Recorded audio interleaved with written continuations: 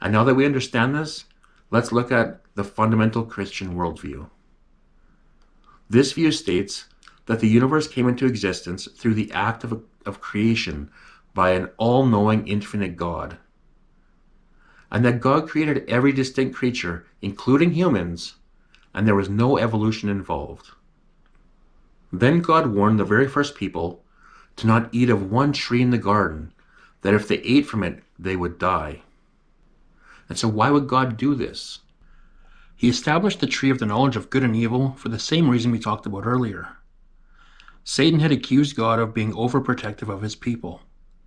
He claimed that if the first humans were given a choice, they would choose him over God.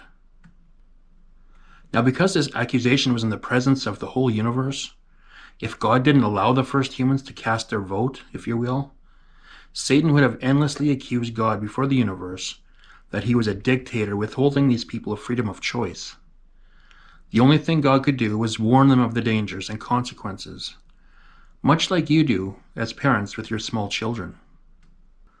Then the serpent said to the woman, "You will not surely die, for God knows that in the day you eat of it, your eyes will be opened, and you will be like God, knowing good and evil."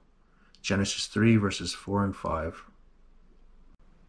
This text here is very important that you understand, because from here, this is going to build the foundation for the rest of this episode.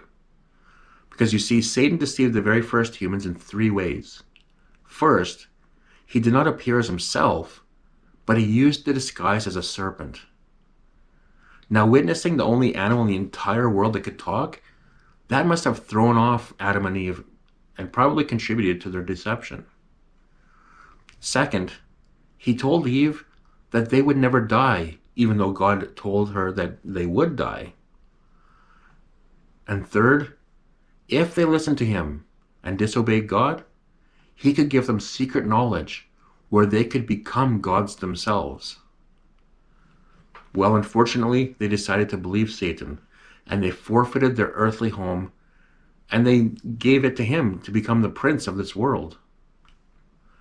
And so now in a fallen world, as Satan as having dominion over the earth, Adam and Eve realized that they were deceived, and they repented of their sins, and they returned to worshiping the true God.